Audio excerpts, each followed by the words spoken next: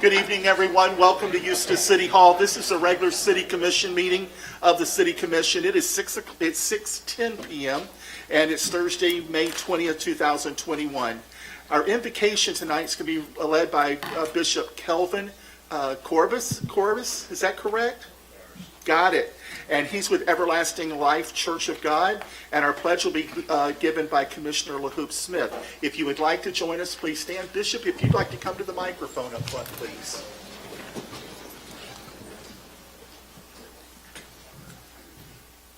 Bishop, welcome to City Hall. Good evening, Mr. Mayor. Good evening, Council, and good evening, our city staff, and to the residents of Eustis. Shall we bow our heads?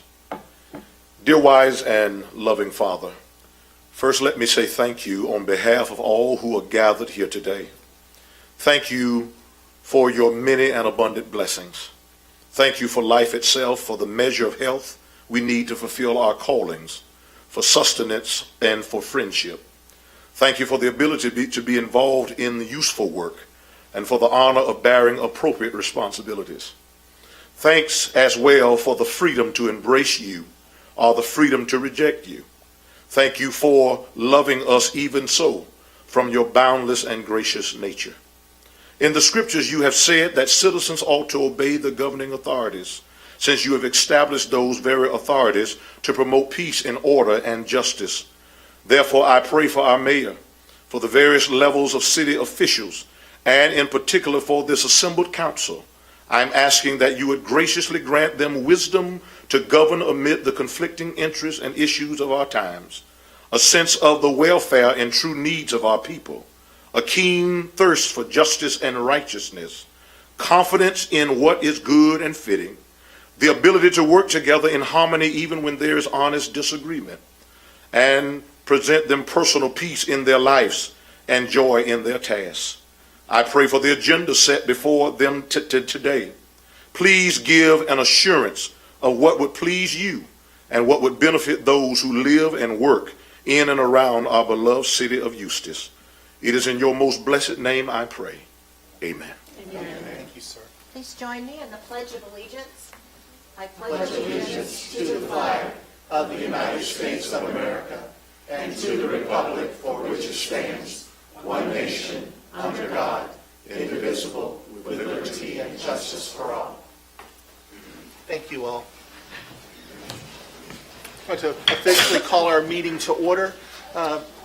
Let's see, Mary, is there a quorum present? Proper notice been given? Yes, Mayor. Thank you so much. And Mr. Nybert, any agenda updates? Yes, sir. Given the actions of the LPA, items 7.2 and 7.3 are being removed from the agenda. Thank you so much, sir.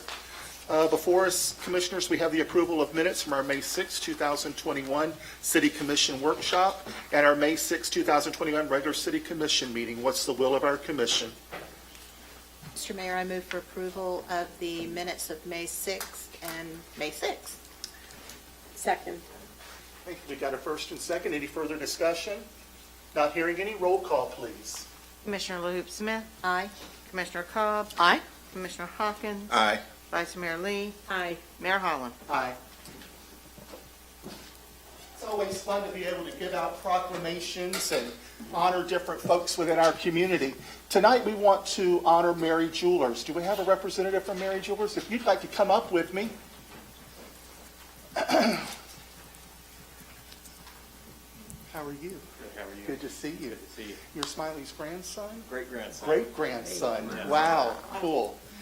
This proclamation, know ye whereas, Mary Jewelers was founded by Guy Smiley Mary, who opened a retail jeweler shop in downtown Eustis in 1946. And whereas the Mary Jewelers family business would continue in the jewelry industry in Eustis for generations. And whereas Mary Jewelers continues to thrive in the community today, offering a beautiful selection of new and estate jewelry.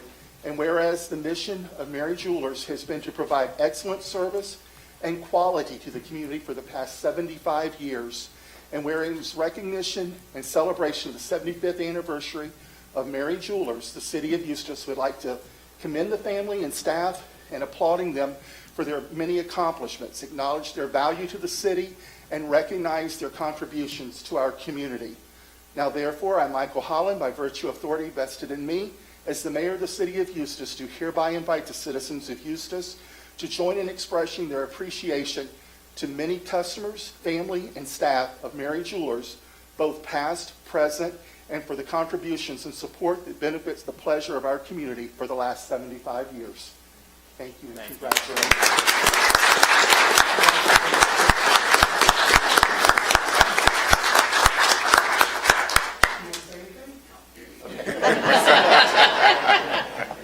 This next presentation scares me because I'm going to have to call up the new police chief. And if you haven't heard Chief Capri speak, this could take all night. 3 minutes, Chief. Thank you, Chief. Well, today's a historic moment, I guess, in the city of Eustis. Captain Birkhofer, Ken Birkhofer, retired after 30 years with the Eustis Police Department. Can you imagine being a cop for 30 years? That's a long time. That's a lot of wear and tear, not only in the body but on the mind. But he persevered and made it to the finish line. They call it the checker flag. You get the checker flag. So Ken, come on up. I'm going to read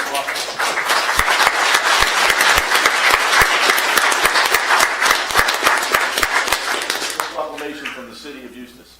Whereas Kenneth D. Birkhofer has been employed by the city of Eustis since September 3rd, 1991, and will be retiring as a police captain on May 14th, 2021. And whereas during his employment in the police department, he served the people of the city of Eustis, its city officials, and the city commission in an efficient and tireless manner, and with honesty, integrity, and dedication. And whereas he will be forever remembered by the officials and the city commissioners of the city of Eustis, Florida. Now therefore, in recognition of this service, the city of Eustis, Florida does hereby wish to express appreciation to Kenneth D. Birkhofer on his own behalf and on behalf of the citizens and officials of the city of Eustis, Florida, for his faithful service as an employee of the city. Signed and sealed this 26th day of April by Mayor Michael Holland and City Manager Ron Nyberg. So this is a huge accomplishment, but let me tell you, he didn't do it by himself. His wife, his family, that law enforcement family back there.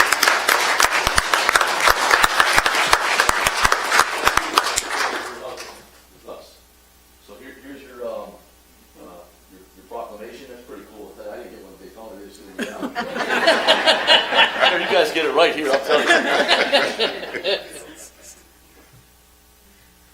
We got something else for you, too. When you retire from the police department, you get to keep your gun. It's unloaded. I checked. So Ken, and with that gun, we got you a nice box. It says, Ken Birkhofer, upon retirement, with sincere thanks and appreciation for your 30 years of continued and dedicated service to the department and citizens of Eustis, Florida. From your Eustis Police Department family, May 14, 2021. You can check the guns in there. There it is.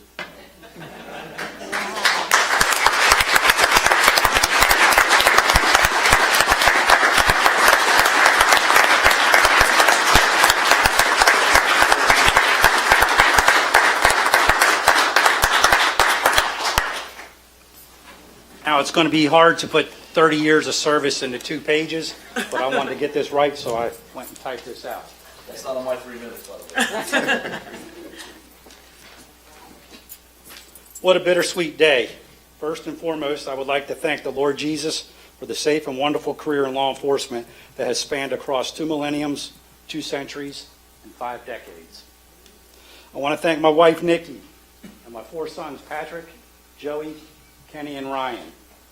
I can't express my gratitude enough for what your steadfast love, support, and encouragement has meant to me over the years.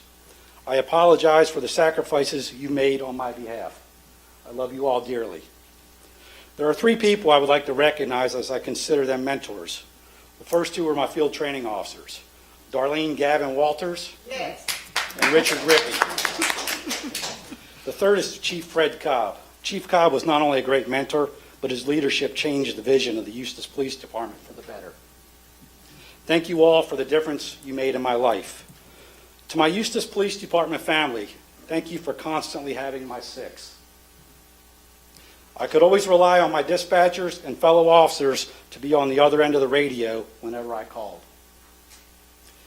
It is your commitment to duty and one another that gets you back to your families safely each day. I pray that practice continues. I want to recognize our civilian administrative staff for all they do. Their hard work and devotion ensure all records are received, maintained, and properly disseminated. They are truly the backbone of the department. The city couldn't operate successfully if it wasn't for the teamwork of the city manager, department directors, and the members of each of those departments. I've had the opportunity to assist in coordinating many large-scale events and witnessed how well we work together. We never failed. I appreciate every employee of the city of Eustis. You have all worked hard to make this city a better place to work, live, and visit. Thank you for the incredible memories. Commissioners, there's something I'd like to get off my chest. Last Wednesday, when Mayor Holland, Vice Mayor Lee, and Commissioner Hawkins were at the police department seeing me off, I made a comment to Vice Mayor Lee that I voted for her. Well, after I left the police department, I realized the comment was inaccurate. Vice Mayor Lee was initially appointed by the commission, and then she subsequently ran uncontested for the position and got the position that way. However, I want you to realize I had apologized for that comment, and in 2019, it was my heartfelt choice that you be appointed for the position. This is the best city commission to ever been seated during my career, and you have the potential to be the best commission ever. There are many hard decisions ahead of you, and some relate to public safety. I trust that you will make the right decisions when those times come. Thank you for your service to this community. I would like to thank the residents of the city of Eustis. It has been an honor and privilege to serve you for over the last 29 years, 8 months. Your police department will continue to do an outstanding job serving your needs under the leadership of Chief Craig Capri, an outstanding chief. He and his team are committed to excellence and will continue to provide you the highest level of professional law enforcement services. In closing, I will paraphrase a line from Toby Keith's song, American Soldier, relevant to our police officers. They're out there on the front lines, so sleep in peace tonight. I know I will. Thank you. It's been a wonderful journey.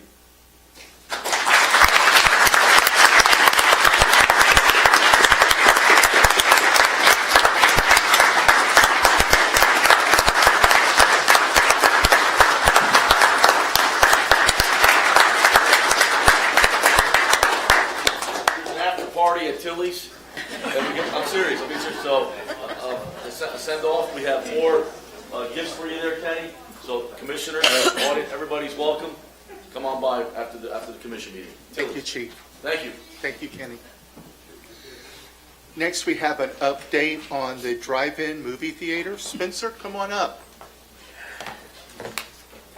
Officers, thank you for being here.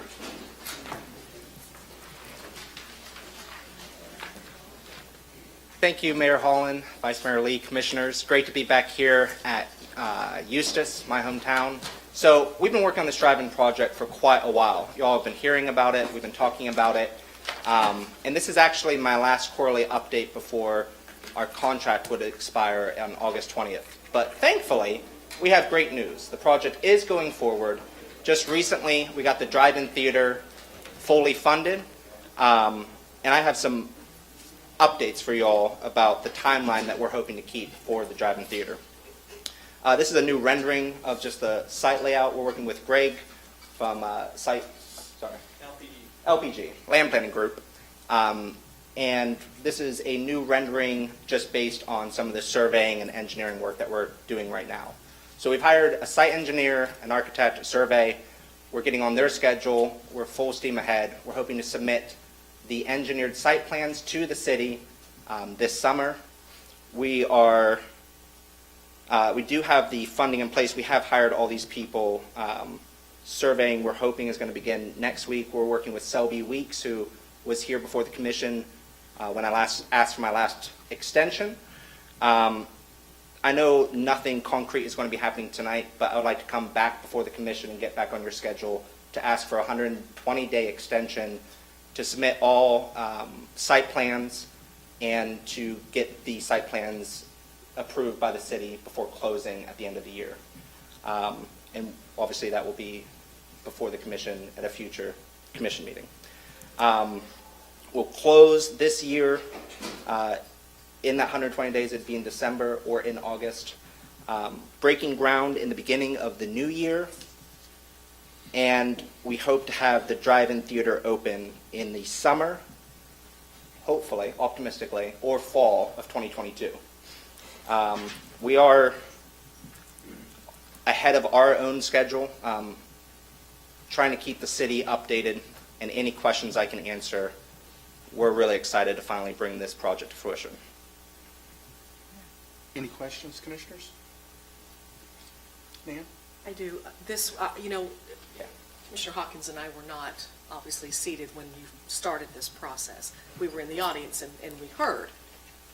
So it's a little hard to see from here. So is that, you're still doing the lighthouse and everything else that originally what the contract said? Yes, ma'am. Okay. Yeah, the contract is for a 2-screen drive-in. That is our title restriction on the land with the city. And these are the drive-in screens here. They are arranged differently than the original rendering that you saw, so that we're not projecting light into our neighbors. So that changed slightly. We're prioritizing these 2 screens first. The lighthouse is still there, food and beverage at the bottom.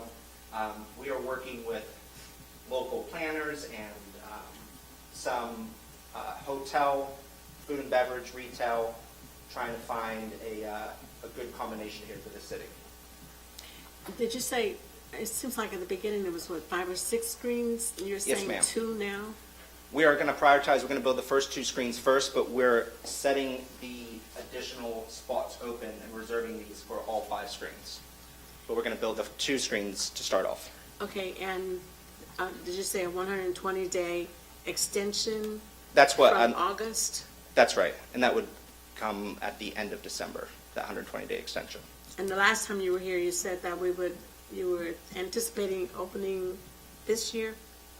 I don't know, I can't recall exactly what commission meeting that was. You're talking about the 3 months ago? Yeah, when you. I wasn't, I'm sorry if I said that. I wasn't intending to open this year. The build process itself will be, 12 months to 18 months. So I don't think it was in even our original plans before the shutdown to open this year, but we do hope to open this upcoming summer in 22. Summer, fall, depending on many things that would be outside of our control.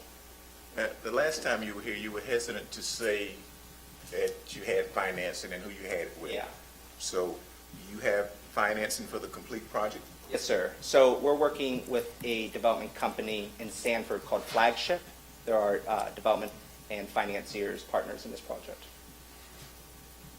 When is projected for the other 3 screens?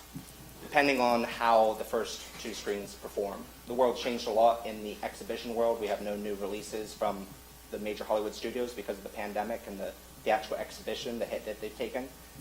So we're going to start with the first 2 screens. Thankfully, in spite of this pandemic, drive-in theaters are more successful today than they've been since the 1960s. There's been over 30 new drive-ins open around the country, specifically in Texas. It's had a lot of new reinvigoration. A lot of old drive-ins that were dormant have been reopened. So we hope to do the whole 5 screens, but we're going to be smart and start with the 2 screens and see how they perform. But we have great data right now that they're going to perform well. What's that timeline look like? It depends on, how well the first 2 screens do. I'm not sure. I'm not. I just don't want to see it 10 years from now, and we still have 2 screens. Right. That's what I'm Right. saying. Yeah, and the intention is build the 2 screens right off the bat, which was the final negotiation that we had with the contract for the building development, but we hope, it does so well that we'll build the other 3 screens right away. If I recall correctly, when you initially brought this forth, weren't you asking for like 18 months or something like that? For the development of this project? Yeah. Yeah, and so 18 months would end in August. That's when my contract expires if we don't get an extension. And that's my concern. Each time you come, is something change or, there's something going on with it. So, and the land is being held all this time. Right. And so I have a concern that it just keeps changing and pushing back, and nothing has happened as of now. That we can see or that looks like it's going to open. Yeah, I think the thing that has changed even since I last met with you is that we do have the financing. We've actually started spending that money for the engineering. It's very expensive, the site engineering, the architect, land planning group. All of these things are hard costs that we're already sinking right now, well over, it's quite a bit of money. I'm not going to say how much, but we are spending and rolling full steam ahead. And even if, worst case scenario, all those site surveys and the environmental studies and everything would be given to the city if we did fail. But we're not going to fail. I just will say this, and I've expressed this to you when we very first met a long time ago before I was a commissioner. I would just, and by no means am I pushing somebody on you.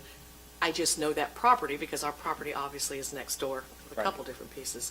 But I know that land out there, and I can promise you, if you do not use professional dirt services, you'll have the Leaning Tower of Eustis out there with that lighthouse. Yeah, and we do not There's- want that. There's fingers of muck and gumbo out there that,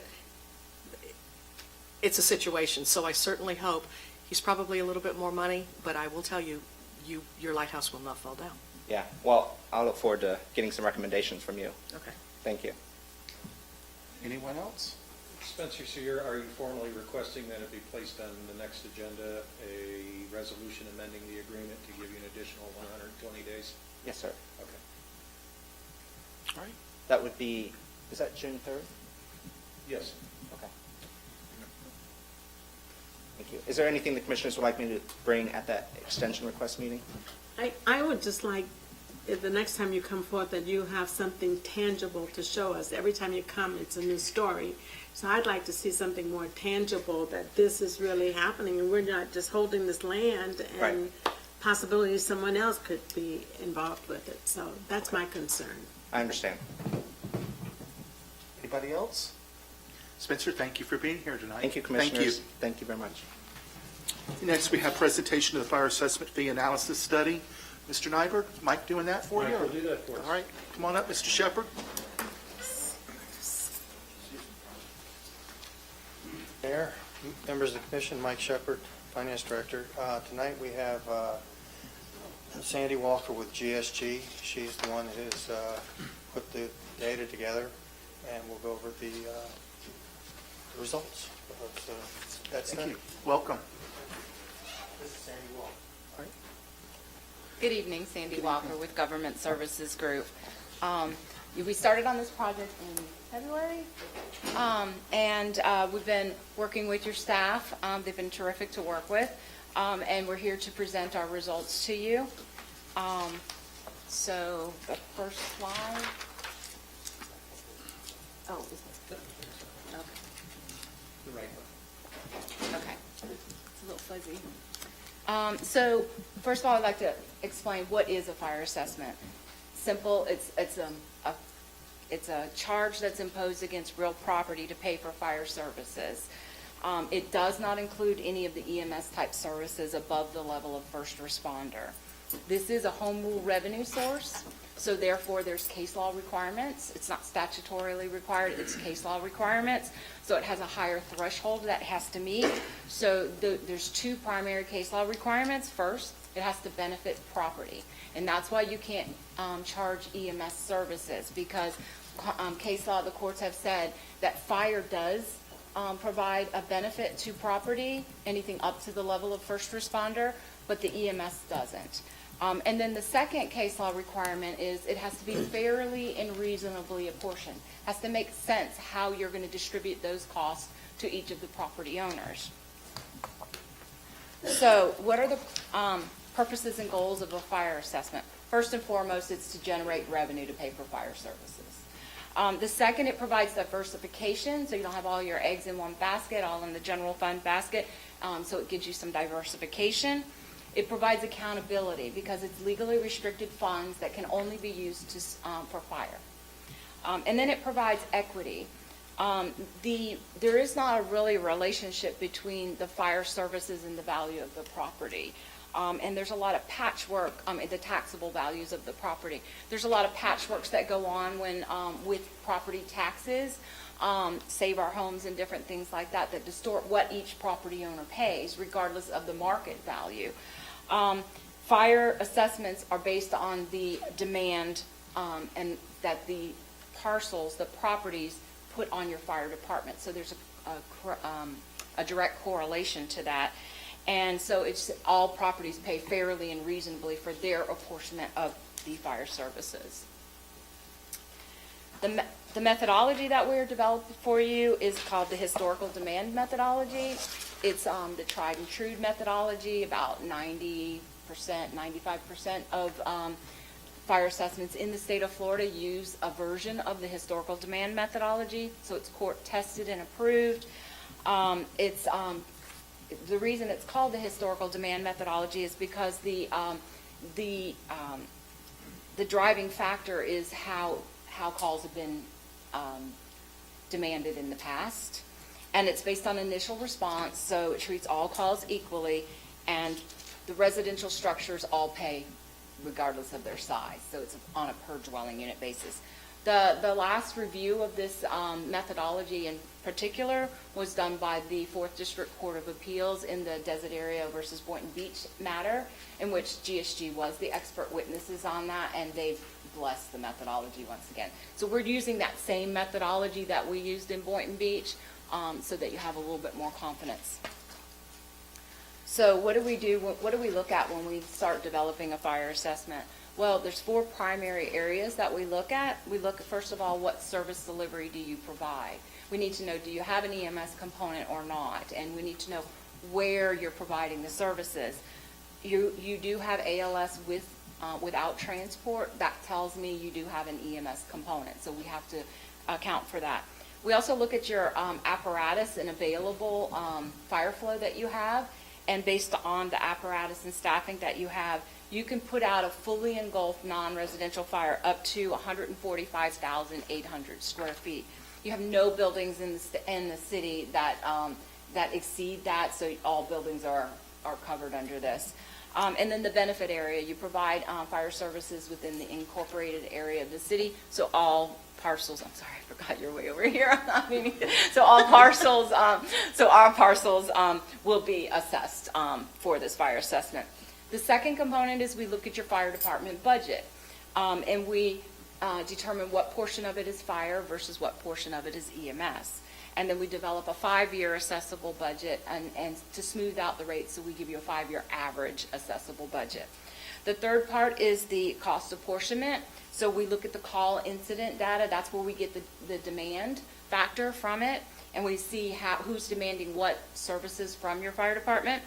And then the fourth component is we look at your parcel apportionment, how your the properties, the type of parcels that you have in your city, the building uses, the number of dwelling units on each parcel, and the amount of square footage on each parcel. So the 5-year assessable budget. We started with your adopted fiscal year 2021 budget, and like I said, we removed the EMS cost out of it, and we used a methodology, the similar methodology that we used in the Boynton Beach case, because we know you're an integrated department, so we have a methodology that we use based on the staffing for fire versus EMS. And the courts, I mean, everybody knows it takes more resources to fight fires than it does to provide EMS, and so the methodology that we use is determines that. And then we applied annual increases to that assessable budget that we developed to get that 5-year average. Then we offset the expenditures with the revenues, and then we included miscellaneous assessment expenditures. Whenever anything goes on the tax bill, it follows the same rules as when you're paying your taxes. So there's a statutory discount. So we've applied a 5% increase for that statutory discount, assuming everybody's going to pay early. It's just a budgeting practice that you guys do with your ad valorem too. You budget at 95%. You can reimburse yourself for the study costs and implementation, so we added that on. And collection cost, your tax collector will charge you 2% to collect it. Your property appraiser, they charge you a nominal amount because they're going to put it on the trim notice. So we also include all those costs, so we can get your assessable expenditures. And those 5-year average assessable expenditures is $2,335,027. So that equates to about 65.58%. It goes into the fire bucket, and 34.42% goes into the EMS bucket. Then your cost apportionment. So again, with the budget, we took out the EMS component. So with the calls, we take out the EMS calls. We also take out the non-specific calls. Those would be calls to automobile accidents, waterways, things that don't have a fixed property use. And also, since you're a city, we took out the land calls because the calls to the land in a city situation typically is to protect the structures around it and not necessarily to provide a benefit to the vacant land parcels. So we took those out.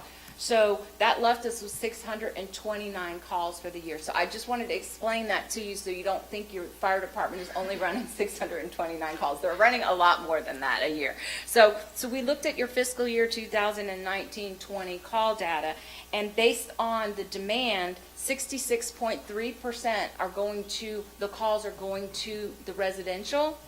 13.83% are going to institutional. Institutional would include things such as churches, government property, hospitals, not-for-profits, things that you would think of that are there for the benefit of the community and not necessarily in it for a business-making kind of venture. And then industrial warehouse is 0.79%, and commercial is 19.08%.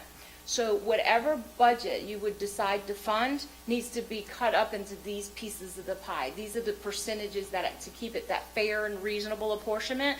So regardless of whether you want to fund the whole $2.3 million or $1 million, 66.3% has to be funded from the residential, 19.8% of that budget is funded from the commercial, 0.79 from the industrial warehouse, and 13.83 from the institutional.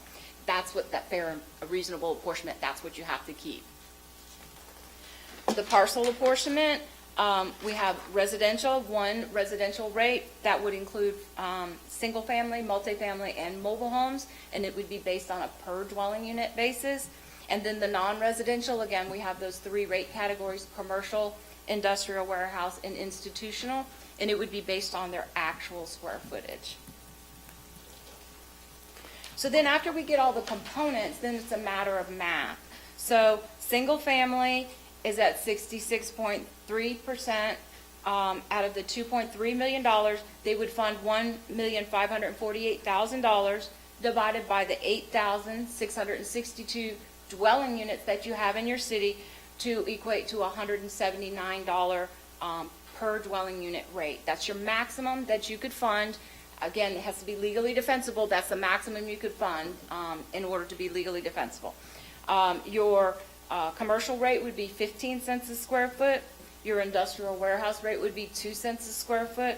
And your institutional rate would be 51 cents a square foot. So not everybody wants to fund it 100%. I don't think staff would recommend you starting at 100%. So these are some varying rate scenarios. A 75% rate would equate to $135 per dwelling unit, 12 cents for commercial, industrial warehouse 2 cents, institutional 38 cents, and that would gross you about $1,750,000. Now, what I've done in these rate scenarios is I've provided you the impact. You can make a policy decision to exempt government properties. Since it's going to be collected on the tax bill, there's a collection problem with government properties. Government properties do not get a tax bill. You cannot lien their property.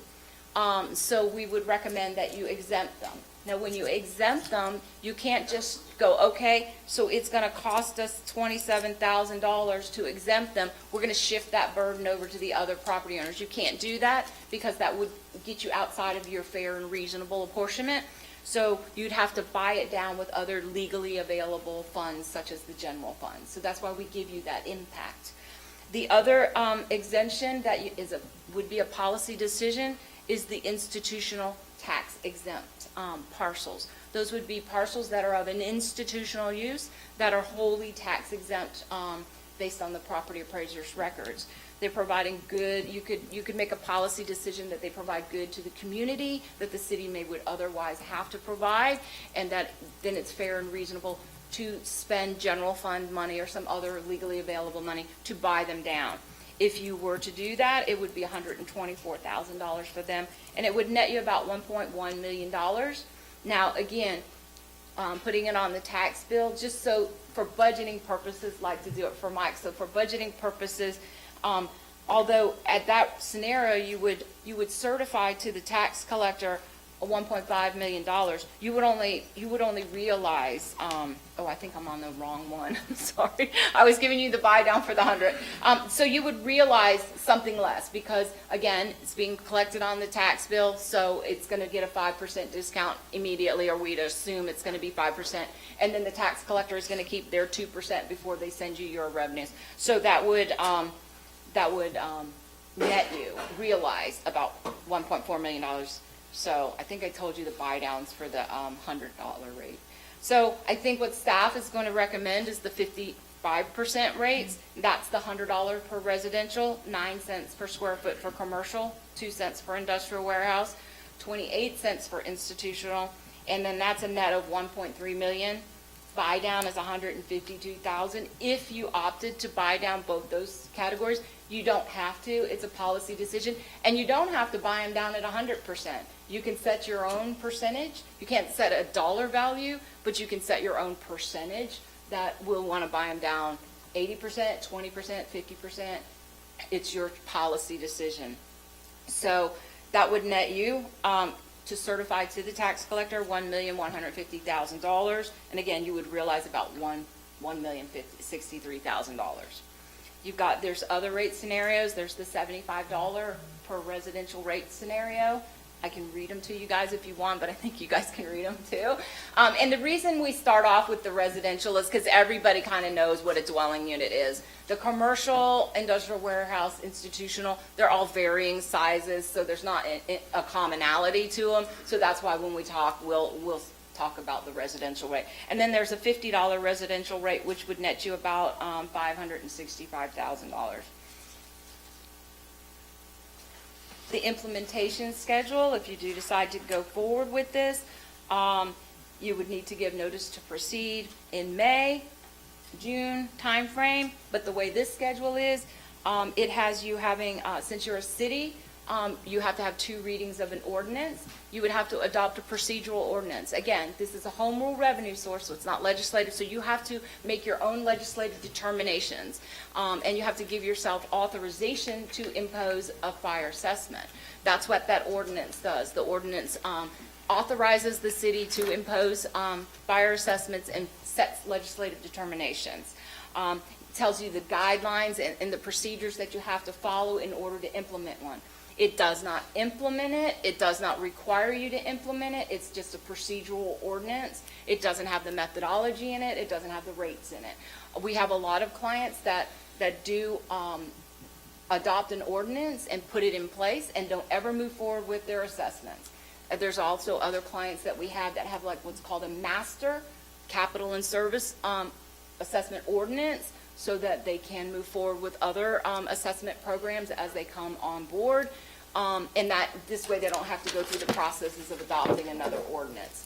I don't think that staff is going to recommend that. I think they're going to recommend just an ordinance that focuses just on the fire assessment. So if you did decide to move forward, you'd have the first reading June 3rd. You would have to advertise your ordinance like you do any other ordinances 10 days before the public hearing, and that would be June 6th. And then you would adopt your fire assessment at the second reading on June 17th. We also, for this schedule, have assumed that you would, after you adopt your ordinance and it goes in place, then you could adopt the initial assessment resolution. That's when you actually do decide that this is what we want to do. This is the apportionment methodology that we want to have. This is the rates that we want. These are the exemptions that we want. So the initial assessment resolution is the actual document that starts the process that we are going to be implementing. We like this idea, and we do want to implement an assessment program. Whatever the rates are and the exemptions are the high, like when you set your millage rate, it's the highest that you can come down from there, but you can't go up. So if you aren't sure if you want to exempt anybody, then you don't exempt them and you notice them all, and then you can come back and then you can exempt them at the final public hearing. But if you say you want to exempt them to begin with, you can't come back and say, now we changed our mind, we want to charge them. So, and that's the same with the rates. Whatever rates you decide, those are the maximum rates that you could do this year. And this is an annual decision. So you don't adopt 5-year rates or anything like that. You don't bind another commission down the road or anything like that. So it's an annual decision that you make during your budget process. So once the initial assessment resolution is adopted, then that's when it starts the process of notifying all the property owners. Since it's being collected on the tax bill, you have to comply with the Uniform Method of Collection 197.3632. And it lays out what you have to do. So that's statutorily driven. Your assessment program is home rule revenue source, but the collection method, if you choose to use the tax bill, is a statutorily driven method.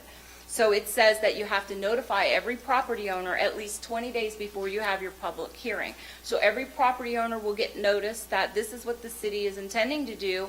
You're welcome to come. We're going to make our final decision at the public hearing. This is when the public hearing is going to be, and if you have any, this is how it's going to impact you. So everyone will know what it's going to cost them. They'll know how many units they have on their property and what the charge is going to be. So those notices would go out on your trim notice. You guys are very fortunate that your Lake County property appraiser allows you to put this on the trim notice. It saves the city a lot of money. I know we charge $1.40 a notice to mail out, and I think the property appraiser has a nominal $500, $750 fee. They're phenomenal to work with. I think they started allowing you to put it on the trim notice in 2016. A lot of cities in the county went to them and said, look, we'd really like you to work with us, and they did. They stepped up and they did, and you guys are very lucky to have them. So the trim notices are mailed out August 16th. And they would have the fire assessment on it. The only problem, the downfall with using the trim notice is you're on the trim schedule. So they're not going to mail their notices out in June, July, just because you want to put it on there. So you are crunched in when you can have your final public hearing.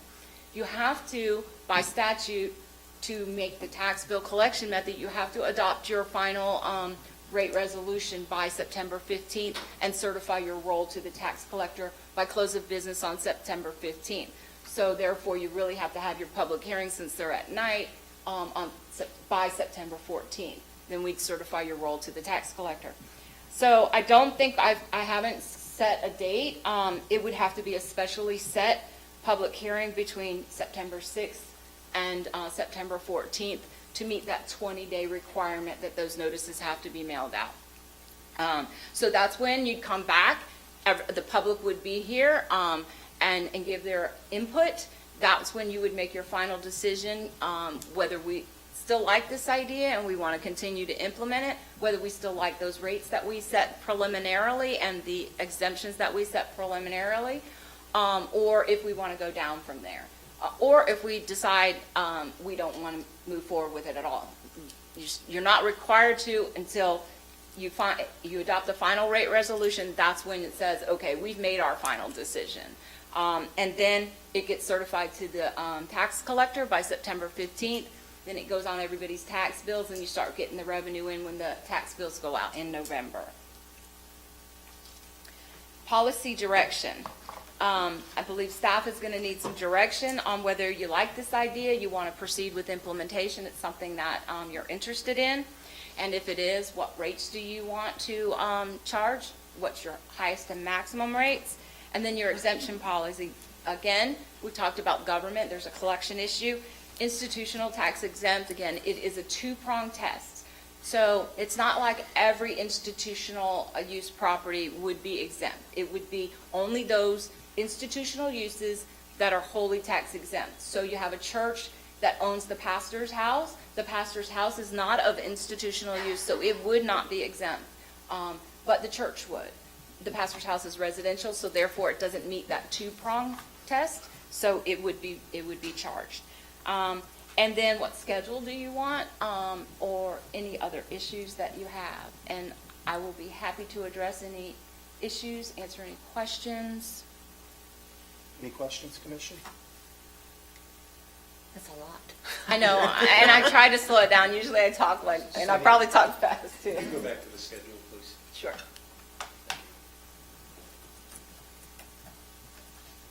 No questions? Not yet, let me think. All right. There's no decision necessary other than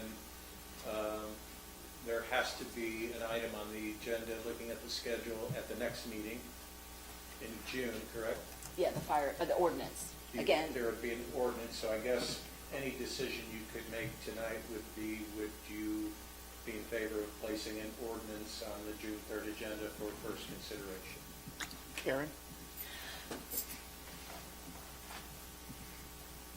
Dang, you asked me first. You know what? I think we ought to, because I think we need to explore it, and I think we need to,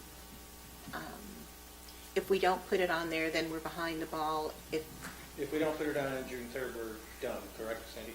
Where it's pretty You tight have a schedule. little bit of leeway because you have to submit the final trim roll by July 30th. So you have a little bit of leeway, but not a whole lot. I would suggest we put it on there so that we can discuss it more and review it more. This was, like I said, a lot of information. I think we got the slides today, so I didn't really get a lot of time to look at it. Yeah. So I'd really like to look at that more, and maybe, I don't know, maybe we should, are we already meeting before the next meeting? I don't think we have anything before the next meeting. The next Other commission? than your workshop. Your Workshop's the workshop day on the before. side. Workshop's the day before. So we could meet at 5:30 if we wanted to run through it real quick? Yeah, I think that would be, Is that okay with everyone? But we need to have direction to place Yeah. the ordinance on the formal agenda. So Karen, you're in favor to place it yes, on the agenda? I would say, Nan? Well, you know, I had, and I don't know if you had emailed it to them, but I had asked Ron probably a week or so ago to email me the top 50 of commercial people, okay? Because we had discussed $100. Correct. Okay, so we look at $100 per resident, which is not a lot. I mean, it's a lot to some it's not. But then I got to look at the commercial. Would you like to know what Hazelton Village is going to pay? 30 grand. Southern Palms is right under that, around 28 grand. I guess part of my point to that is, you know, we look at the bigger portion of people paying the smallest amount, and the biggest taxpayers are getting jammed up at 15%. If you want to talk about, and just bear with me in theory, what we have going on right now, because, you know, we talked about housing issues here. You want to talk about the true affordable housing, what we have here anymore, is nothing more than a mobile home park. Now, those companies are not going to absorb 30 grand. I can tell you that right now. You know that. So I just want to throw that out there to you all, to say they're going to throw it back off on the renter. And we're putting this tax, you know, at 15%, and we're taxing the people that are paying already the bulk of the taxes for the city. That's just my... On the agenda or not for next meeting? I don't have a problem looking at it, but you need to know where I am. Okay. Willie? On? Yeah. Madam Vice Mayor? I have some concerns too, so I guess it is better to just discuss it, put it on there to discuss it. Yeah. And I voiced my opinion at the very beginning of all this. I don't like it, but I will say, let's put it on the agenda. Let's discuss it. That gives the public a chance to come out and talk to us as well. So we'll go ahead and put that on the next agenda. Yes, sir. All right. Thank you so much. Thank you for the presentation, and thank you for your time. Are we also going to do a workshop at 5:30 on the 3rd? I'd rather do a 5:30 workshop, if that's okay with you all on the 3rd.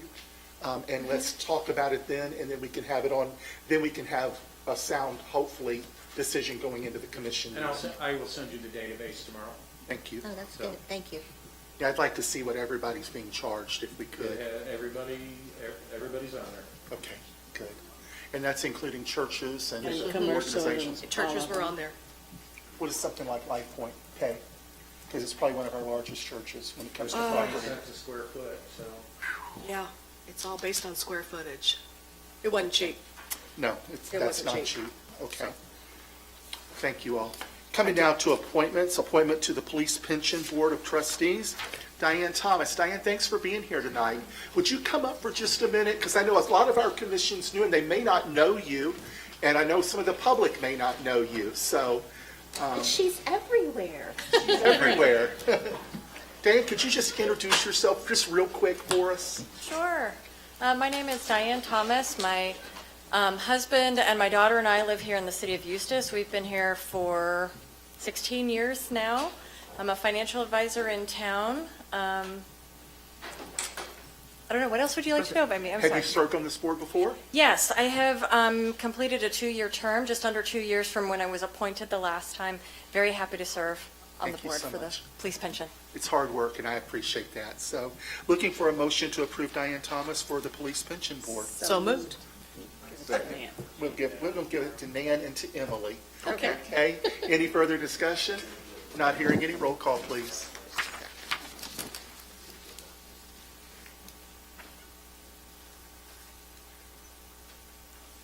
Commissioner LeHeup-Smith, Aye.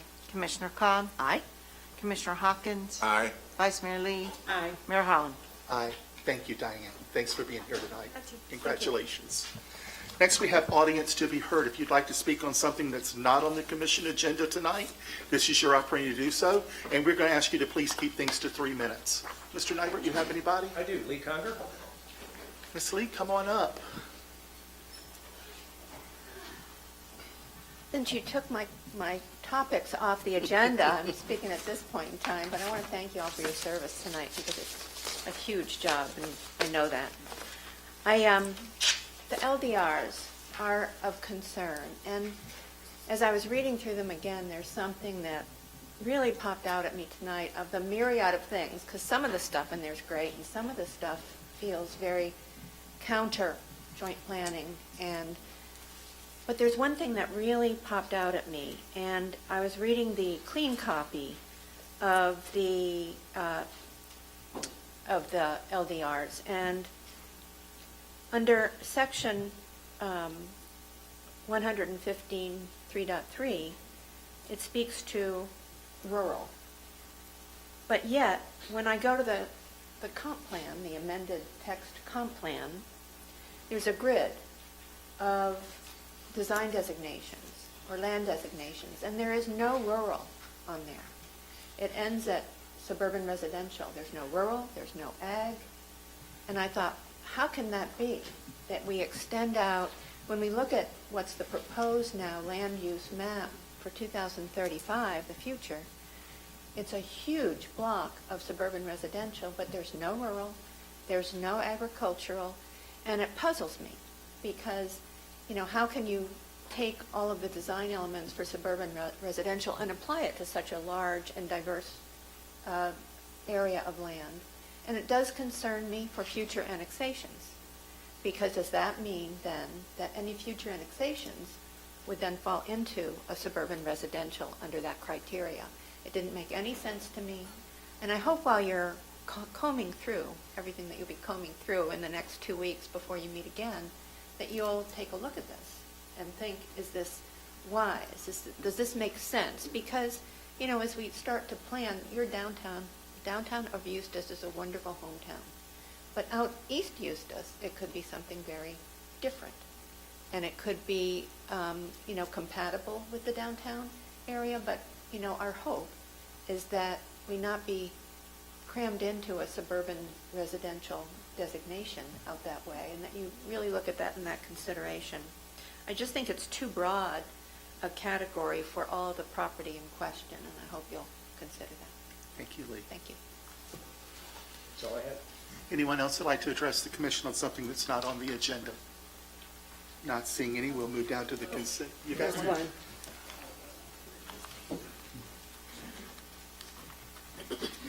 I just want to say something about the rural and residential. Lake Lincoln, you're putting that big development. They were supposed to save a lot of oaks. I think they saved maybe 10, maybe, in a pile, but they have little marks on them, and I figure they're going to those. But I just want to say it's right against a rural housing, farm mills and all that. And that development, their crap is blowing on Ms. LaRoe's property with her animals and all that. I wish she would bag it up and throw it back, but it's like, it's not gonna work. They've torn up that road. I don't know how people get up and down. I'd be just screaming at them all the time. They've knocked down my neighbor's fence. And you just really got to think about that rural and residential.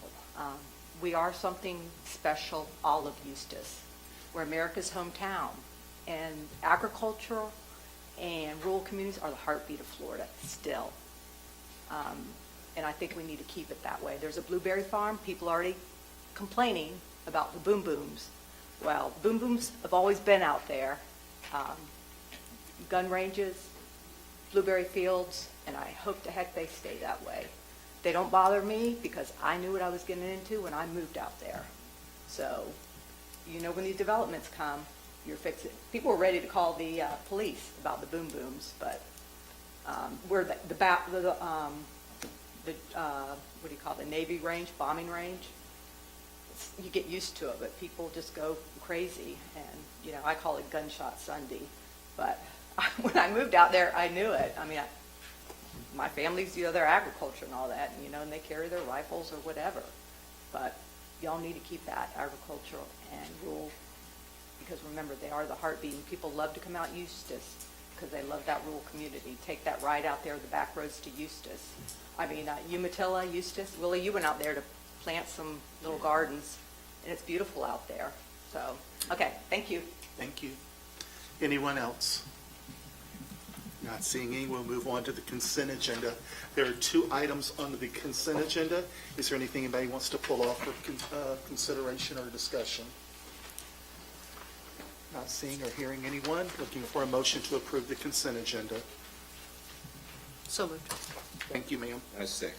Thank you, sir. Any further discussion? Not hearing any. Roll call, please. Commissioner LeHeup-Smith, Aye.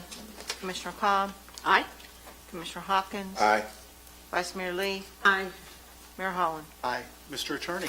Good evening. First item is Ordinance 2106. It is the first reading, an ordinance of the City Commission of the City of Eustis, Lake County, Florida, amending Chapter 42 franchises of the City of Eustis Code of Ordinances, adding an additional article to provide for franchise agreements for textile recycling collection bins, clothing donation bins located within the city limits, providing for repeal of conflicting ordinances, codification, severability, and an effective date.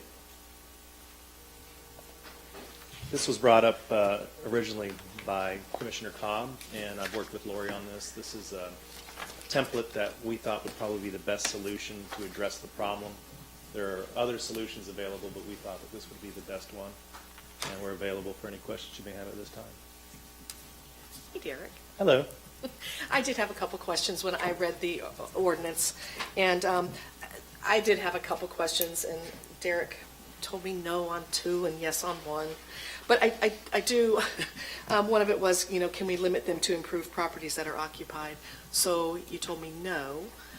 However, could we make sure that the property has a current business tax receipt, whether they're occupied or not? Yes, So we can do that. Okay? we can So do that. if we could add that to that. And the other thing I'd like to add, if we could limit the total number of bins authorized in the city. And he said, yes, we could do that. Well, given that we're having first reading and then second reading would be at the subsequent meeting, there needs to be the amendment made at this meeting, I believe, correct? It depends on the limitation. What were you thinking? Or is that something you want to talk about, at another time? We can poll the commission if you want. I mean, if it was up to me, there'd be none. But, so. You have to allow some. And I understand that. I understand that. It's a legal situation.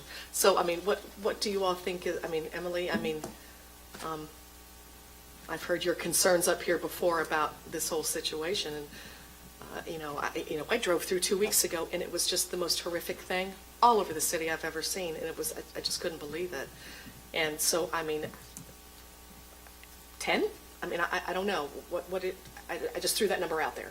I agree with you, none if possible. I did, I'd like to make a comment that I did stop at the businesses along Orange Avenue where you see all of the bins and the junk that they have out there. And I asked them if they gave them permission or if there was some kind of payment or why, and they said they just appeared and they just left them. They didn't question it or try to find anything about them, but they said they just appeared on the property and they didn't bother them about it. And I think there should be some way that they have to get approval and keep it clean and all of that. And They do with everything that Lori came up with. I mean, they have to have right, approval right. with every And business I've tax seen receipt. new ones disappearing. I was There at Lowe's in Maldora, and I saw 2 new ones, and I keep seeing 2 new ones just the new ones pop up. They look okay initially, and then all of a sudden, all of the junk appears, and they get really scuzzy looking. I guess, get 2.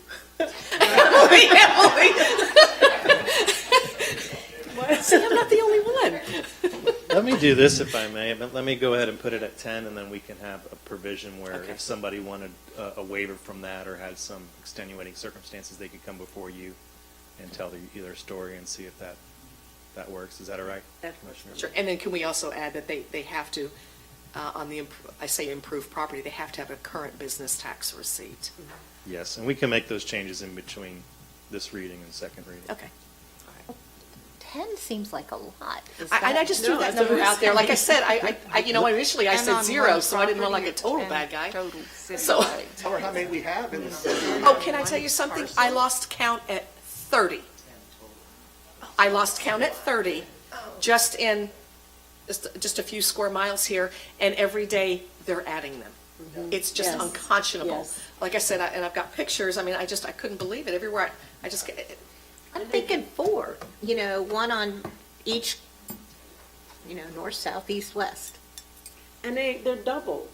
And they don't need to be that, and Lori's got on there, 1 per, Yeah. we talked about 1 per parcel, okay? So it's funny, you look, and let's just say, like our dealership, we have 3 parcels. So that's why I ask about, can it be improved? Because, let's just say I wanted them out there, okay?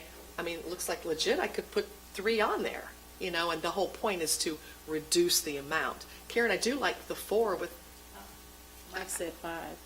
I'm fine with 4. Okay, 4.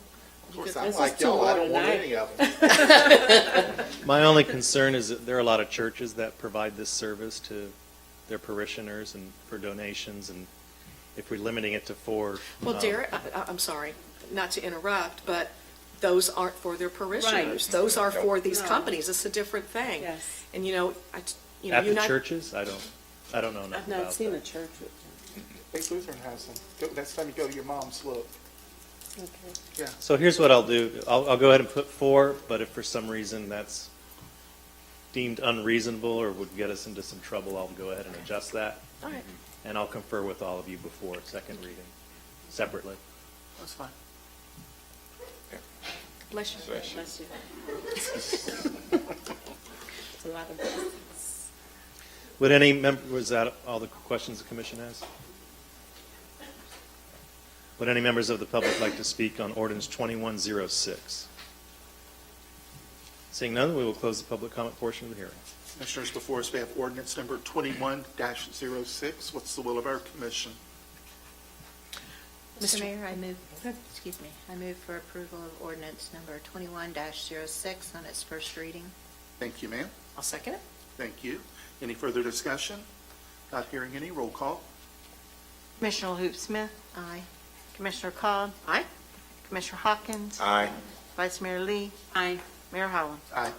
Ordinance 2107, this is the first reading, an ordinance of the City Commission of the City of Eustis, Lake County, Florida, amending Chapter 34, Article 2 by adding the regulation of textile recycling collection bins, clothing donation bins to the Code of Ordinances, repealing all prior ordinances inconsistent herewith, codification, severability, and an effective date. Would any members of the public like to speak on ordinance 2107 on first reading?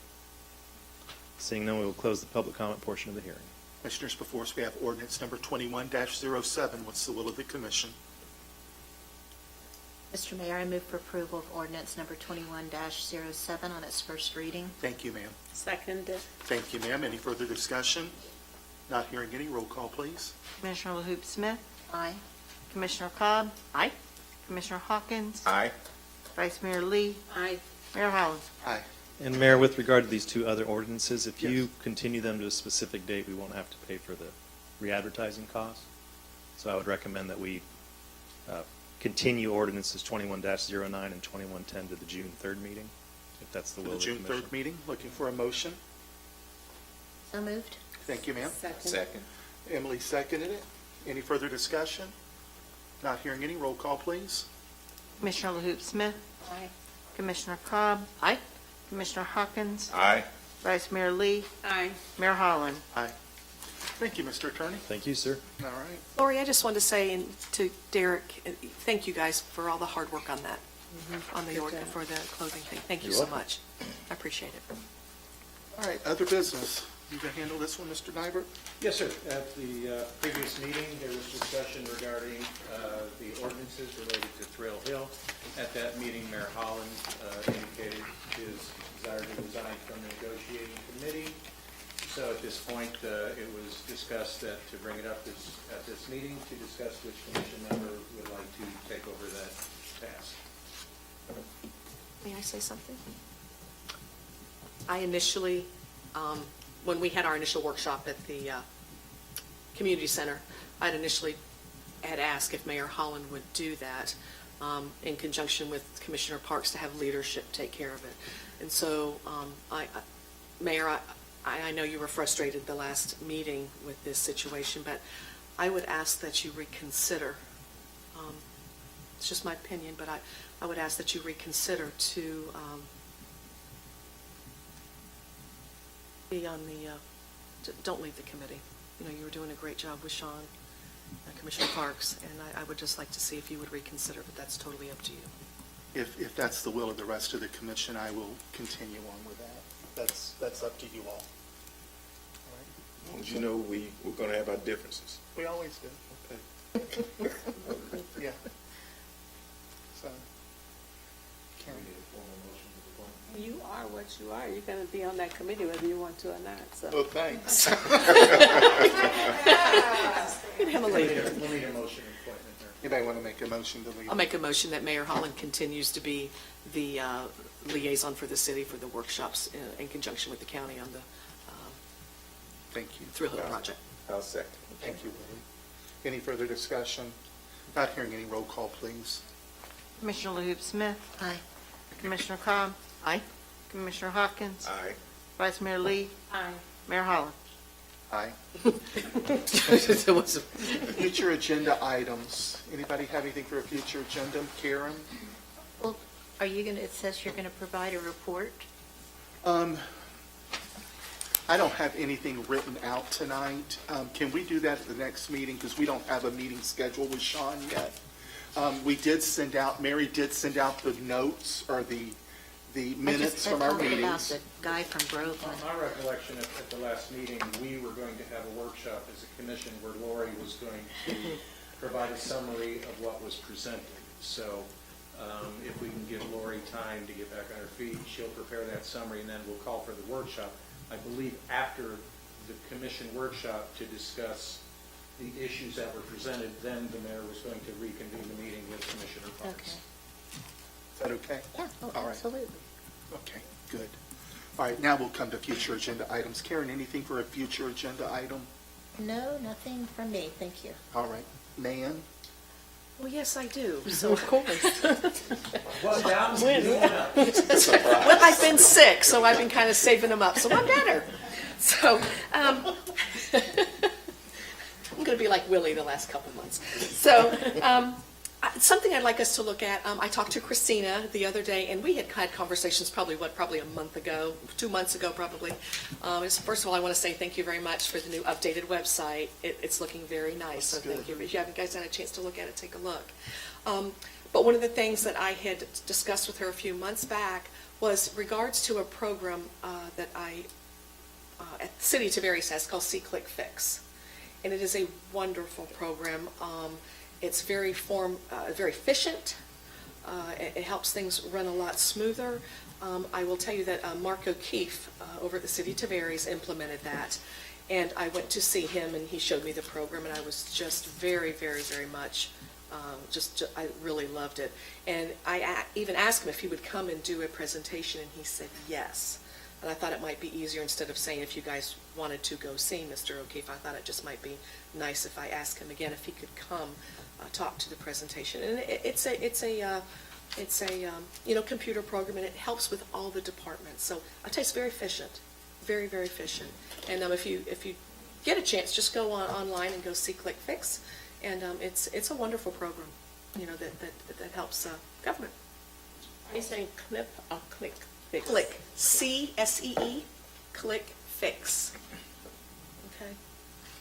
It goes into a little bit of everything. It goes into code. It goes in code enforcement. It goes into, and it helps citizens be involved with patrolling our city as well. It really does. So And there's actually comments and a place in there to do positive things as well, not just, not necessarily complaints, but it might be just like a small pothole they saw as they were jogging or something like that. And so it saves time for the phone call, and and it's tough getting through which department do you call, who do you talk to, and you get transferred 2 or 3 times. But then they just take a picture, boom, send it through. It's pretty neat stuff. It's pretty neat stuff. So, but And you get a hold of Mark and work it out with Ron. I sure will. We could get that presentation. I sure will. All right. Perfect. What else you got? The other thing is, I know just you and I talked briefly about that United in Praise piece of property behind the gate station. The gate station. The gate station. Have you had a chance to reach anybody? Not yet, no. Okay. No. There is, I'll help them with that. all righty. And I'll need help because I don't know what the rule is. But these little push-in signs that says, cheap firewood, or, come let me do your screening, that are all over the place. Tax repairs. Tax repairs, that. What is our city's policy on those things? They're not allowed, Oh. particularly if they're on the right of way. Oh, well, imagine that. Imagine that. So what's our, okay, so what is our policy? I mean, do we pick them up and call these guys and say, you either come get her, I'm going to charge you $10,000, or what's the scoop? How do we control it? Most cases, we go around and pick them up. Chief Swanson and I, a couple of years ago, there was one about doing taxes, and there must have been 200, and I think Chief Swanson and I took a couple of lunches and drove around and picked up 50 or 60 of them, and I think he's using them for target practice. But typically, we pull them and destroy them, and we just...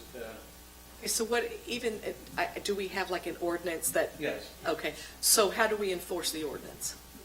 Well, the problem of enforcement is enforcement goes onto a property owner, so we would have to enforce against ourselves. In most cases... I didn't know if there was something that you could call these guys and say, listen. I have done that before. I always tell the story. There was a guy who had firewood, so this was back in Illinois, so I called him up and said, hey, I'm looking for some firewood. Can you come by and meet me? And gave me an address to meet me at, and handed him my card and said, don't do this anymore. So we do call them. Most times we just pull them up. But they're going to be an ongoing problem. Okay. Okay. I'm good. Feel free to pick any and all of it if you like. Bring them by, we'll take care of it. May or may not have done that. Telephone poles as well. I know, right? Most They're everywhere. Most telephone poles are on the right of way. Yeah. Anything else? That's for future agenda item, yes, That's it. that's unfinished. You sure? I'm positive, for now. Willie? Okay. Like you're any better. No, I'll be short tonight, maybe. To kind of go along with what Nan brought up earlier. I know we talked about this a couple of months ago, putting code enforcement under the police department. In light of what she's saying, and in light of the workload that I think Lori has, and I think she has a lot, I think we need to revisit that. It's an administrative policy decision. I'll be discussing that with the chief. Okay, great. And I talked to you probably 3 months ago, and we've had several conversations. Several conversations about the traffic around the schools. And I think the chief can probably attest to the traffic on Bates Avenue. A couple of weeks ago, there was I guess, it wasn't a chase, but it was someone that was going down Bates pretty fast, and they ended up running into a tree. We've got to address this. And I talked to you the other day at the high school. It was always important to me about the traffic at the high school, but now it's really important to me because my son almost got hit at the high school. So we have to address this. And last but not least, while she was doing her presentation, and even though everything was emailed to us earlier, I can't read that stuff. I can't either. If you can please promise that we get monitors here. The monitors are part of the. Okay, great. The commission upgrade. Great. Okay, I'm done. See, and I actually accomplished something. That's actually pretty good. Yeah, I know. Yeah. So, Vice Mayor. I want to share something. It's not anything on the agenda, but I don't know, this is the opportunity to do it or not. May I? Okay. I could not sleep last night. So at 2 o'clock this morning, I'm trying to read, trying to read all of this and trying to come up with good decision-making skills and things that we needed to do. It just occurred to me to write this, to share it with everybody, because it's really important to me and to our community. Because I had all these thoughts about the past few months that we've, and I have concerns about them. We have a lot of distrust, a lot of issues going on, lots of things flying around, and everybody's kind of on edge about annexation, about Thrill Hill, about rules, regulations, all these things. So I would like to encourage all of us, and mainly understand that we're here, we were elected, and we have flaws, we're human beings though, and so we're trying to make the best decisions that we possibly can. And I just want everybody to know that we really are trying to make the best decisions we possibly can for you and for the city. But I feel sometimes that we forget that in how we treat each other and the way in which we do things that's kind of mean-spirited towards each other. And I think instead of drawing lines in the sand that we, and seeing each other as the enemy and we're fighting with the county and fighting with the residents and all of that, this doesn't have to happen. And so I would like for us to just put all this past acrimony behind us and start working together. I appreciate the time and effort that Mayor Holland and Commissioner Parks has made to try to make things better. But and definitely Tim has brought another part to this for us to look at. But I would like to see us all take a step back and develop a process to look at numerous developments and see if there's one that clicks with all of us and that we all work together, the commission, residents, businesses, everybody, just come up. I like what Tim is saying, but we don't have to be Groveland. We could look at other areas and how they've developed. We could pick and choose if we want to from that, or we can say we're going to develop our own. I think Eustis has an opportunity here for us to be unique, to be different, to set our own standards, our own goals. And I think we have to work at it. And I would like to see us start making an effort to work together, the citizens, the commissioners, everybody, all the powers that be, the county, and develop a unique style for Eustis that's just ours, and that other people will be, just like we're going to Groveland to find out how they did it, then other people can come to us to find out how we did it, because we did it well. So I'm just throwing it out there and to encourage everybody to please let's treat each other kindly, to work together and come up with a vision that will just be amazing for the city of Eustis and for all of our residents. And that's my heart, and that's how I feel now. Thank you. Thanks, Emily. Nan, anything to report? Any report stuff? I just have just a one feel-good story. I know a lot of times we talk about 4-H and FFA and that kind of thing. I'm going to say probably a year and a half ago, I was contacted through our Mahindra, which is our main tractor line, and they were shooting a national commercial for the entire United States, and they wanted to do it in Florida. Well, they initially talked about it in Lake County and Eustis, and so I worked diligently to try to find a barn that would be suited and it would do everything that they wanted. It didn't work itself out, but I was also in charge of getting all the cast members. So that was a very tall order, which was probably about, I don't know, probably 25, 30 people. So we got everybody from Lake County, and they got in order. They decided they wanted the barn in St. Augustine, which I was a little upset because I'm thinking, now how am I going to get all these people from Lake County up to St. Augustine? But once they saw the barn, it was just stunning, and I was just excited that we were up there. They also did a part of it in downtown Palatka because they needed children. And then I thought, how am I going to get children from Lake County with no parents to Palatka? Anyway, so it worked itself out. Fran Shanover with 4-H was able to get all the children up there.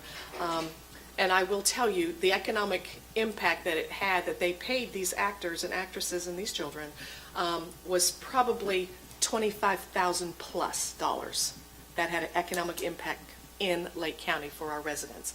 But I will say this, so you never know who you're going to meet or inspire. I was told last week that one of the young ladies that's in 4-H was very shy, didn't like public speaking, just couldn't hardly come out of her shell. Once she was in the parade on the float, she got the bug. This girl just shot her first Marco's Pizza commercial. So sometimes when you hear me talk about 4-H, and just bear with me a little bit, but you never know who you're going to meet. You never know who you're going to inspire. So that's just my Lake County feel-good story for the day. Thank you so much. Well, again, to play on Commissioner Cobb, anytime she says 4-H run, we'll end up $700 in debt buying 3 chickens. He wasn't Please the only tell me one. the chickens aren't living at your house. No, they are not. Thank you. At least he's still getting eggs. I'm still going to Publix. Okay.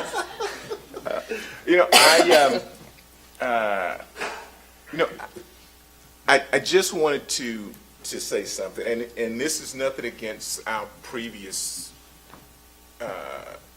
police chief, but the chief that we have now, I was out passing out flyers the other day, and I heard 5 or 6 gunshots, and just talking to people in the neighborhood. And as I continue on, I walk down the street, and he walks up to me. Right away, he was on the scene. And I think that's twice in a week that he's been on the scene, Johnny on the spot.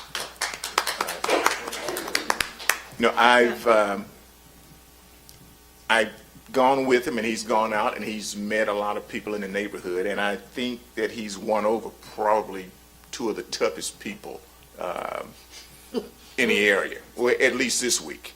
I don't know how it'll be later on, but I just want to thank him for that, because it's nice to go out and you have the public come up and say, "Oh gosh, this is a great guy. This is nice. No one's ever done this." So I just want to say kudos for that. So good job. Thank you, Willie. Karen. Those were all feel good, and mine's kind of a sad part. We said goodbye to Marcia Arnold. She was an employee of the city of Eustis, and her last job was at Osprey Lodge, where she worked with the memory care people. Marcia was a great person, and we will miss her. And Lowell and their dog Pippi will be fine, but that was a sad thing. And I don't know if we mentioned Jim Kelvin also passed, who went to Eustis. He had the dive shop in Leesburg, but he lived in Eustis. His wife, Marcia, volunteers at the Humane Society, and we lost him. So mine is the sad part, although they are fine now. And I'm going to say shout out to Karen Carroll if you're watching. She's had some surgery. She's in Orlando, so she likes to watch.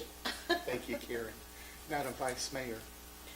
I want to encourage everyone, I don't know what I have in my notes, to attend the grand reopening of the Resource Center, which is now under the Eustis Community Alliance.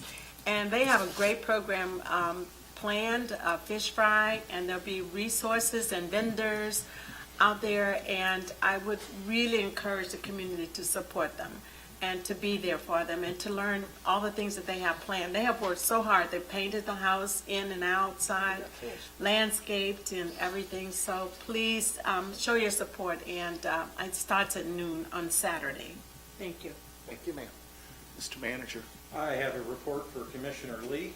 Cardinal is due for repaving next year, and that will be between Bates and Orange. Oh, thank you. Hopefully too many axles won't be broken by then. Anything else? Can't win. Mr. Attorney. Thank you. Just one item as to Commissioner Kopp's point. If we have an egregious situation that we really can't address through code enforcement, if you recall, we had Leonard Wheeler had those vehicles on his property, and we weren't able to enforce that because it was homestead. So we could file liens every year, it wouldn't matter. So we ended up going to court through an injunction process, and the court ordered the removal of all those junk vehicles. That's something we could do. It's an extreme route because of the time it takes and the expense. But About signs. yeah, there is a remedy available through the courts if it gets that bad. That's all I have. That's all you got? Ann, come up here and share with us. Are we singing happy birthday? She looks so pretty. I know, right? I wasn't in town the first meeting in May, so I wanted to just reiterate, I sent an email before I left town. We've got another week of Food for Fines program. This is the first year we've been able to participate this with Lake County because last year, COVID, they did not do it. I wasn't initially thrilled of it because it's a lot of different work and I would rather just waive fines than accept food, but I have to share that one of the coolest things that we've done is they allow you to donate food and just donate the food, and that money will go towards someone else's fine just anonymously. So if we've had a lot of people that have come in and we've been able to waive their fine because food was donated anonymously to the library. So that's been really cool. Nice. So that, it says till the end of May, but since no library is open until after next Saturday for the end of May, if you want to do that, it's a really, really great program, and it's been really getting rid of a lot of fines. So. You've done, this is nice too, all the Thank you. I gave you all the summer programming information. We'll be posting it. It'll be on Facebook and website and all of that. Our passport program, we've expanded the hours already because the need has been great and we've been doing well. And the first program that we're doing the programs in the park again because of social distancing. Even though some people are a bit more lax with the space in the library, we wanted to continue to partner with the Parks and Rec. So our first one is June 11th, where Gatorland will be coming out again to the park. Then after that, we're having the CARES Foundation, which is the monkey people. I want to see that. And then after that, the first time, we're having a magician. So stay tuned, read your email, read the Facebook, and you'll see what we're doing. Everything starts June 7th through August the 4th. Yes. Thank you. Thank you. Craig, you want to say anything with Parks and Recreation? That's way too It's waking you up. Well, I wasn't going to do what Ron did with young Craig and old Craig, so Two things. We have 2 staff members that recently got certified by the Florida Youth Conservation Network to teach archery to our summer camp program this summer. Yay. So we have that going for us, which is really wonderful. And we're almost full, which is even better. We already have 45 slots of summer camp, so we're going to try to do 55 because of how CDC has opened up a little bit. We're doing really well with that. We had yoga in the park last week. It was a gorgeous morning. We had 12 participants, so it was our first time ever doing it, which was really wonderful. and everyone really enjoyed it, and we're continuing our programs throughout the summer. So we're excited, and we're excited to partner with the library again. Thank you so much. What about Appreciate senior it. breakfast? I can't let you go without asking. One day a month, the first Tuesday of the month, we have a group already in there, so if they're okay with 3 Tuesdays out of the month, we can do it. That sounds good. I was going to speak with them next week just to let them know if they're okay with that, then we can continue through the summer. Awesome. Sounds good. Thank you. You're Thank welcome. you. Chief Swanson, anything of COVID updates or anything like that? Quickly. I'm on vacation and I want to get back to the beach. Not much to report on it. We're pretty much done with our program that we're doing with the city, the COVID vaccination program. Everything is pretty much out there and available through all things. What's kind of neat is going through the numbers. We did about 3,000 people, which was pretty good. That was more than I thought we were going to get when we first started it because it was a slow start. But everything's well. Nothing else to report. J&J is back on the market, and if anybody's looking for a vaccination or something, you can still contact me. I still have connections with the health department, and they are going to be at First Fridays from now on. So if anybody that got their vaccination on First Friday, the next First Friday, you can do your second shot there. It is within the parameters of the date on your card. It's just a week later, which is fine because you can be 3 to 4 weeks later. So. Would you please give Kevin Saxon our condolences on the loss of his father and tell him the commission's thinking about him? Absolutely will. Thank you All right. for that. Thank you so much. Okay. Chief Capri, you want to wind everything up? You've had a busy couple days, and I too want to tell you, kind of like what Willie said, to get a phone call from you before my phone starts blowing up means Yes, a it world does. of difference It really because does. people do call us wanting to know what's going on. And the phone calls that you made to me, I was not able to give names. I wasn't able to give a location. I could have, but just having people relaxed, knowing that we were there. That's important, getting the message out, because I'm sure your Absolutely. phones are going to start burning up. And Commissioner Hawkins was pretty much on scene. And, we have a suspect. We're looking for him. We have charges on him, so that's going to work out good. We got some plans for that, for the city for the summer. As the summer comes on, Tennessee, you see a lot more activity, so we're going to be out more visible, very visible in certain neighborhoods where we have problems with gun violence. I have zero tolerance for gun violence. And I can tell you right now, we're going to come down hard, extremely hard, on anybody with a gun in this city, period. On a side note, we finish up the escalation training tomorrow. It's been great response from all the attendees. A lot of good things, more tools in the toolbox for our officers. And then next Thursday, the 27th, bike ride with the chief. We're going to start at Eustis PD. We have a bunch of kids from the elementary schools coming, and we're going to ride to Farron Park, and we have a big party down there. Thank you, Commissioner Cobb, for supplying some of the food. We appreciate it, and drinks. So it's going to be a pretty good event. I wanted to get it done before the school year ended. School year ends the week in June. So we have a lot of people, a great response so far. So they'll get to ride with us, and then we're going to have a big event in the park with all the kids and feed them hot dogs. And I got to thank the chief. I know he's paranoid about the hurricanes. I told him, relax, it's okay. It's a false alarm out there. His guys are going to actually come out and help cook. So one thing about the city of Eustis, I've only been here a short time, but man, what a great team here. Everybody pulls together and works together, and that's how you get things accomplished. So thank you. Thank you so much. I would just like to say one thing. I have to tell you, you impress me more every single day. I'm just doing my job. And I will tell you, I've never seen so much communication. It's just incredible. Whether it's an email from Pam, yourself, the phone calls, you just have no idea what it means. The commissioners need to know, the city manager, you guys need to know when something's going down, because anything that might be a potential issue, or not an issue, you just need to know what's going on. So you have that knowledge when you get a phone call, hey, what's going on down there on Bates Avenue? Well, this is what we got, and everything's okay. And we try to, blast information out on Facebook also, that, hey, we have a shooting here, but everything's okay, it's okay, it's community safe, so. I think we're blessed because think about it, we get all of the communication now from the chief that we didn't get previously.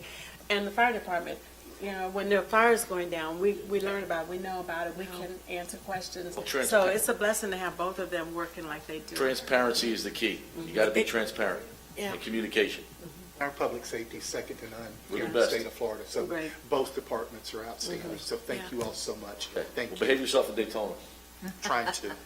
I've got your name. He's I've got got your phone connections. number. So, as we close our meeting tonight, there's a couple things that I'd like to share with you. Our girls softball team played today, played this morning, and they won 2-0. And they will play for a state championship tomorrow at 4:30 down in Claremont. If you can go, please do. If not, I have seen on Facebook where you can actually follow them live. So, and I want to thank the police department for giving them a police escort all the way to Claremont the other day. So it's kind of neat for those girls. So they're doing a tremendous job. They're making us proud. So keep up the great work, and we'll see you down there tomorrow night, hopefully. Also, congratulations to the Eustis High School class of 2021. Lord, it's been a long time. Graduation is next Friday, so please be careful as you travel around Eustis High School. They've got how many graduating, Willie? Because your son's in the class. 310. About 310, 320, yeah. So it's a large class. So look forward to seeing everybody at the high school next week. So congratulations to them. Again, thank this commission. It was said earlier that somebody thought we had one of the best commissions that we've ever had. I agree with them. And I appreciate all your hard work and effort. I also appreciate our staff and all they do. This meeting is adjourned.